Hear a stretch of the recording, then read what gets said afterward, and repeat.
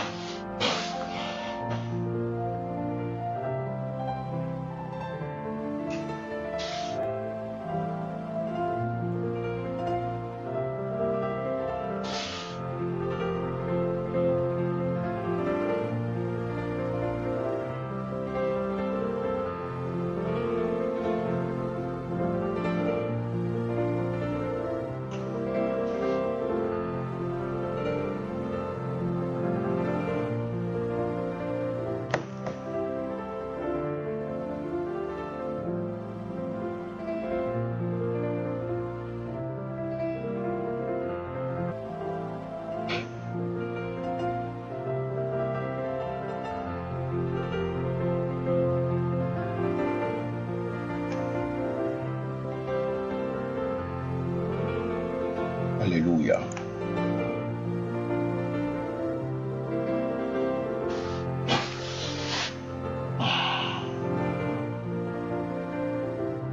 Bon, maintenant,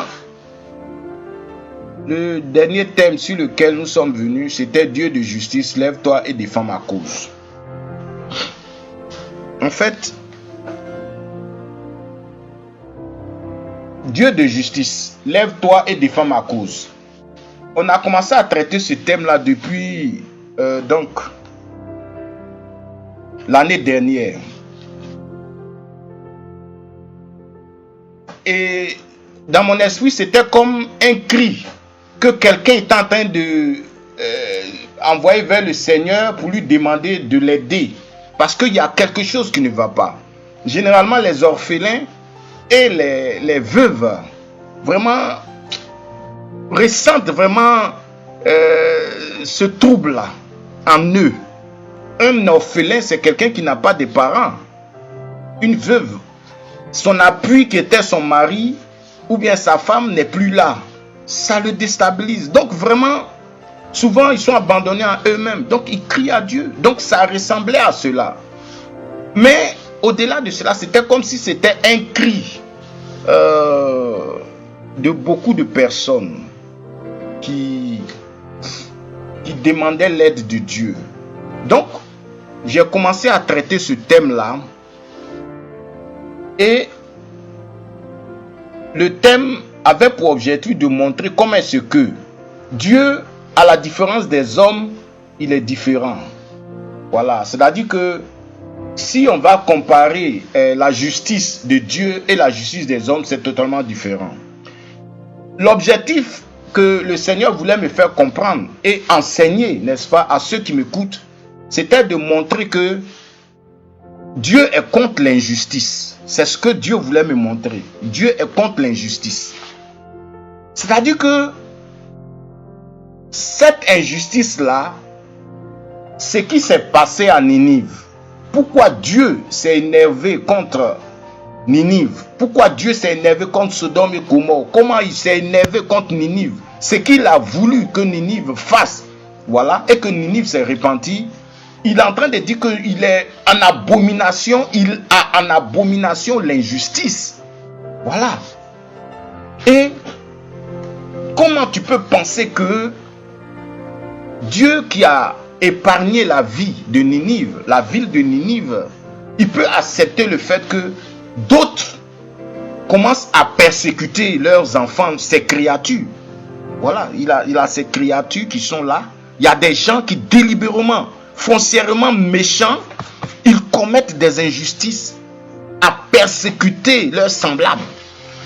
Ça me dépasse. Ça me dépasse. Mais tu es en train de massacrer les gens, les persécuter, leur enlever ce qu'ils ont le peu. Hein? Et le Seigneur l'a montré aussi à travers l'histoire de David, qui va prendre Bathsheba. Hein? La femme, on a parlé, quand on parlait de justice là, vous allez voir, mais bon, Facebook a chose, mais vous voyez l'histoire de David. David, il voit la femme de quelqu'un qui est en train de se doucher là, il va, il la prend, il l'engrosse, et puis qu'est-ce qu'il fait? il prend, comme la femme est tombée enceinte, donc il prend maintenant le soldat qui est le mari de cette femme-là, il dit, mettez-le au front. Hein? D'abord, il a tenté de le piéger en lui demandant de revenir dormir avec sa femme, comme ça il va reconnaître la grossesse. Comme ça n'a pas fonctionné, parce qu'il est venu, et puis il a refusé de dormir, qu'est-ce qu'il a fait? Il a dit aux autres soldats de le mettre au front, et ils l'ont tué. Donc il a fait tuer le mari de Bathsheba, et puis maintenant, comme il est mort, maintenant il va prendre Bathsheba. C'est quoi cette injustice-là? C'est quoi? Oh, David, la parole de Dieu dit que c'était l'homme selon le cœur de Dieu. Mais est-ce que Dieu est injuste? Dieu n'est pas injuste. Dieu, il est perfection. Il est perfection. Il est perfection, Dieu. Il est miséricordieux. Il est perfection. Il est souverain. Vous voyez? Donc, ceux qui croient que tout ce qu'ils sont en train de faire comme méchanceté, comme faire souffrir les gens, les terroriser, les massacrer, ils croient que Dieu ne voit pas. Dieu voit. Dieu voit. Dieu voit. Dieu voit.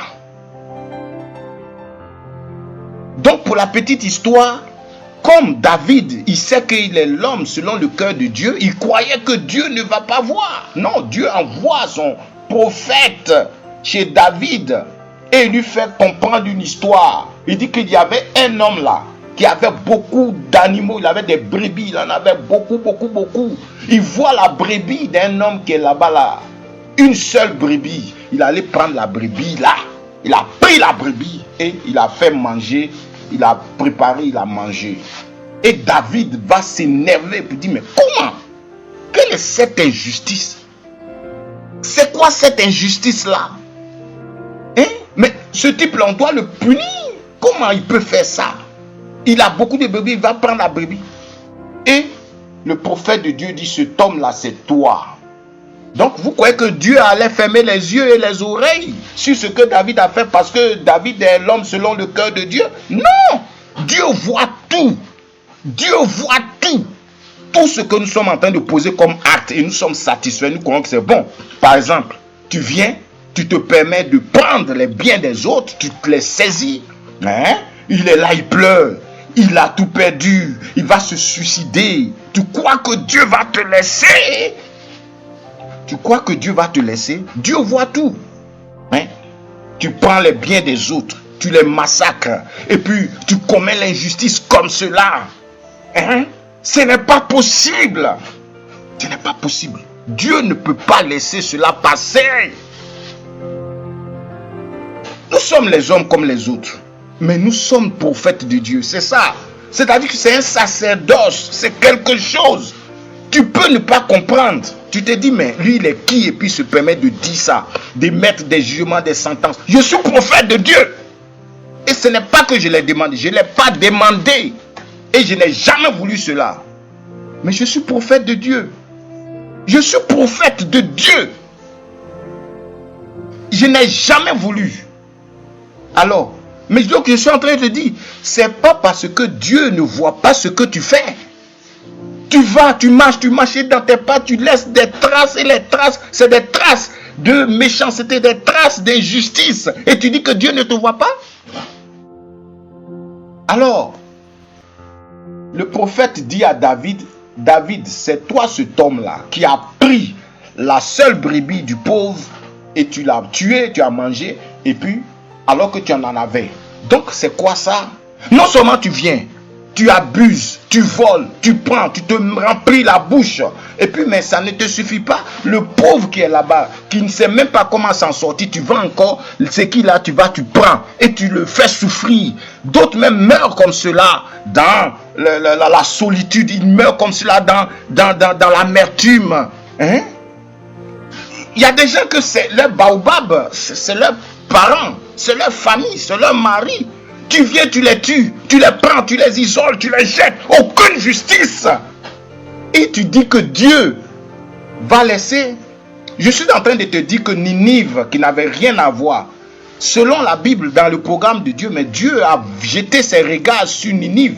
Dieu voit ta nation. Dieu voit ta nation. Dieu voit ta famille. Toi, tu te dis que oui, toi, tantôt ce n'est pas ta religion. Je suis en train de te dire que le Dieu que a dit à Jonas va parler à Ninive là. Normalement, il a une alliance avec Israël, une alliance avec les Juifs, mais il est en train de parler à une nation païenne. Donc ta religion là, ce n'est pas un barrage à Dieu, parce que tu es sa créature.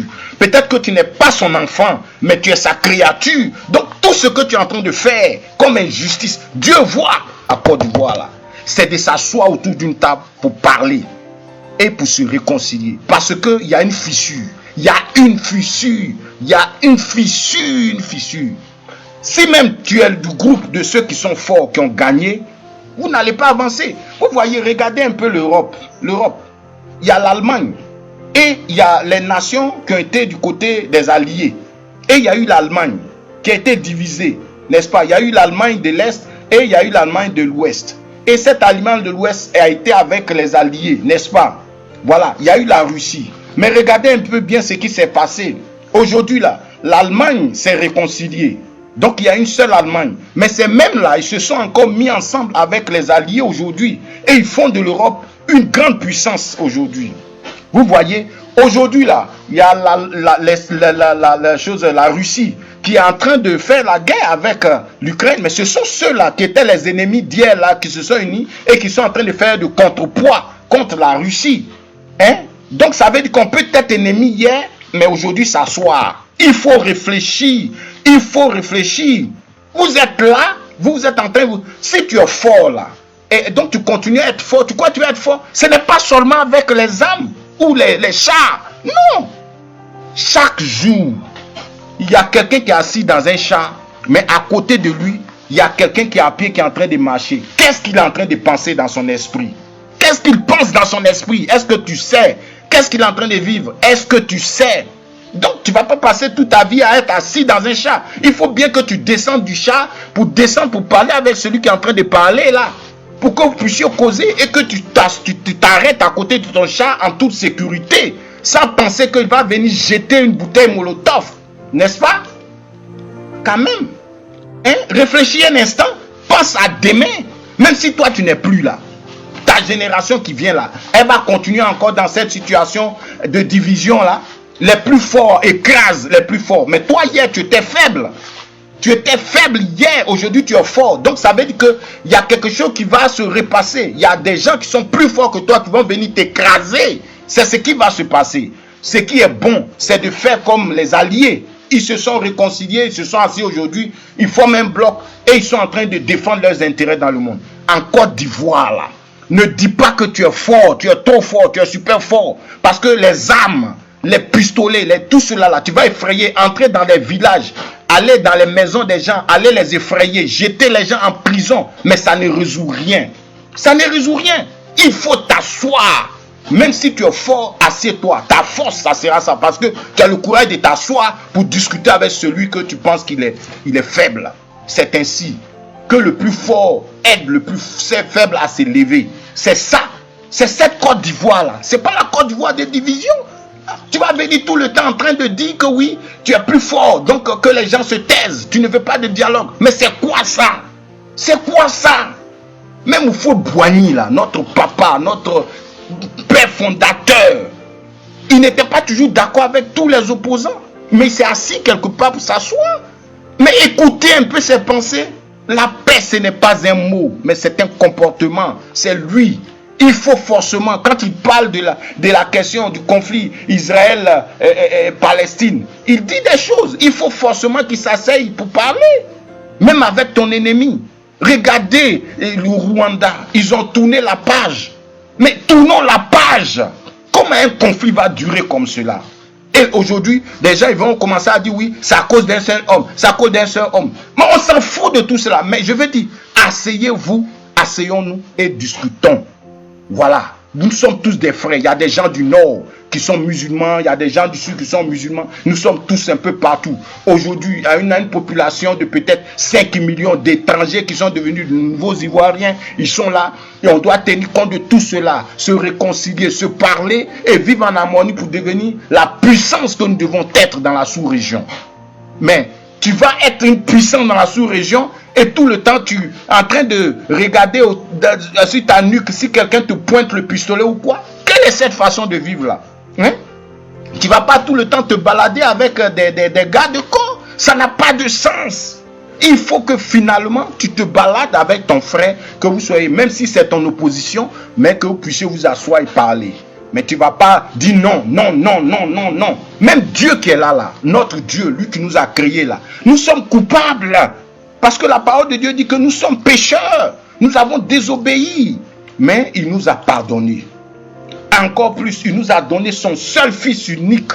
Afin que par la mort et la résurrection de son fils unique, nous soyons sauvés. Donc Dieu même nous a pardonné. Mais tu es qui pour ne pas pardonner à ton prochain? Tu es qui? Et chaque fois tu vas commencer à rappeler, oui, ils nous ont fait ça, ils nous ont fait ça. Mais on s'en fout maintenant. Et il faut t'asseoir pour discuter. On va avancer, construire demain.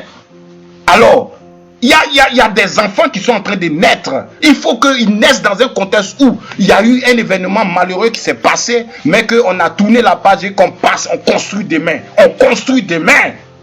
Il faut cesser, il faut arrêter avec ces choses. On ne peut pas toujours continuer à vivre dans un climat comme cela de palabres, de guerre. Ça n'a pas de sens. Ça n'a pas de sens. Alors je dis que il y a eu ces élections qui sont passées. D'autres ont dit que ce ne sont pas des élections. D'autres disent que c'est des élections. On va encore continuer à faire cette discussion, ces débats. Dans les télévisions, il y a des gens, au lieu de venir pour apaiser, ils viennent pour allumer le feu. Ils s'asseyent dans les plateaux de télévision pour allumer le feu. Ils allument le feu. Parce qu'ils croient qu'en disant que oui, les autres sont les plus faibles, les autres ont perdu, les autres, ils croient qu'ils sont en train de rendre service à qui? Ils ne rendent service à personne. Ils ne font que creuser le fossé. Hein? Il faut qu'il baisse le ton et qu'on réussisse à trouver un point où on va se discuter. Asseyons-nous et parlons. Et parlons-nous, discutons. Même, il y a des points sur lesquels on ne peut pas être nécessairement d'accord, mais il y a un minimum de points sur lesquels on peut partir pour commencer à discuter. Ça existe. Pourquoi les autres réussissent à s'asseoir pour se parler? Ils ont fait des guerres, ils se sont massacrés. Et nous, on ne peut pas le faire. On ne va pas accepter le fait de dire que les Noirs, les Africains sont des maudits. Ce n'est pas possible. Qu'est-ce que ça veut dire? Les Africains sont maudits. Ils ne sont pas maudits. Mais essayez un peu de redescendre un peu de votre piédestal. Asseyez-vous et acceptez le fait qu'il y a d'autres qui ne peuvent pas penser nécessairement comme vous. Et on peut tomber d'accord. Ce n'est pas possible ça. Hein? On a pris Dieu. On a essayé en utilisant la question de Dieu de vous faire comprendre que le Seigneur parle de pardon, il parle de paix, tout cela. Mais prenez Dieu. Hein? C'est vous que vous levez, vous allez dans les églises, vous levez peut-être dans les mosquées, allez vous asseoir les vendredis, d'autres ils vont les dimanches, et puis ils viennent, et puis quand ils se retrouvent, ils sont en train de se massacrer, en train de s'insulter, en train de... Mais c'est quoi ça? C'est quel Dieu vous priez? Quel est le Dieu que vous priez? Hein? Je suppose que le Dieu, c'est un Dieu d'amour, un Dieu de pardon. Tu as ta religion. Il y a l'autre qui est dans la brousse, il est en train d'adorer ses bois, il vient, alors donc il cesse d'être ton frère parce qu'il est en train d'adorer les bois. Non, il faut arrêter avec ces bêtises-là.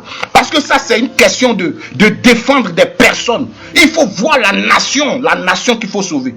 Dans ces conditions de division-là, mais comment est-ce qu'une nation peut être forte dans ces conditions? C'est pas possible. Hein? N'importe qui peut venir nous agresser parce que nous sommes fissurés, nous sommes divisés. Voilà, il faut arrêter avec cela. Hein? Si vous n'avez pas pitié de vous, ayez pitié de notre père fondateur, Félix Houphouët-Boigny. Hein? Il a marqué cela par même en déposant une basilique, chose qu'on appelle à Yamoussoukro, en déposant une cathédrale au plateau. Il a fait tout cela pour vous montrer. Il a fait une grande mosquée à Yamoussoukro. Tout cela. Hein? Mais comprenez quand même, qu'est-ce que ça veut dire ces bêtises dans lesquelles nous sommes? Hein? Vous êtes des dirigeants d'une nation et vous vous comportez comme cela. Vous n'êtes pas prêt à pardonner, vous n'êtes pas prêt à faire un pas en arrière. C'est pas possible. Hein? On ne peut pas rentrer dans un village, aller massacrer les gens, tout simplement parce qu'ils pensent différemment de vous. C'est pas possible, c'est pas possible. Mais on devient quoi là? Il faut arrêter avec ces genres de comportements. On n'est pas maudits. Hein? On n'est pas maudits. Nous ne sommes pas maudits. Hein? Dieu nous a, il nous a transformés, il nous a changés, il a fait de nous des personnes meilleures. Mais essayons de tenir compte de tout cela et puis comprendre que nous ne sommes pas des animaux, hein, même si les biologistes pensent autre chose, mais nous ne sommes pas des animaux, que nous avons la capacité de nous asseoir et de discuter. Asseyons-nous et discutons. Depuis 2019 que le message là est venu, il faut aller vers la réconciliation. Je vais vous dire une vérité. À un moment, il y a la maman Simone Gbagbo, qu'elle parlait de réconciliation. J'ai dit que peut-être c'est bon. Voilà, peut-être que c'est bon. Maintenant, bon, on a des gens qui sont en exil. Ils sont en exil, c'est pourquoi? Ils sont en exil, pourquoi? C'est pas le père de la nation dit qu'aucun Ivoirien ne doit être en exil. Mais il y a des gens qui sont en exil, c'est pourquoi? Mais je pense que si il y a donc un canal de discussion, on peut se comprendre. Tout le monde est important. Chacun de nous est important. Hein? Chacun de nous est important. Il y a des ressources ivoiriennes qui sont à l'étranger, en exil, qui sont importantes. Allons vers la paix. C'est ce qui est mieux. Allons vers la paix. Et puis toi, tu peux être dans ton parti. Mais si toi, tu es dans un parti où des gens, leur tendance, c'est de massacrer les gens, être prêt à prendre une machette tout le temps pour découper les autres, ou bien d'autres, ça devient quoi? Mais apaiser les esprits, apaiser les cœurs. Mais non, ne faites pas ça et puis allez le dimanche dire que je m'en vais à l'église ou bien je m'en vais le vendredi à la mosquée. Non, arrêtez ça. C'est quoi? Qu'est-ce que vous allez adorer là? C'est quoi que vous allez adorer? Donc il faut arrêter avec ça. Asseyons-nous et discutons. Asseyons-nous et discutons et allons vers la paix. Réconcilions-nous. Chacun de nous a gagné dans ce mécanisme-là. Asseyons-nous et discutons.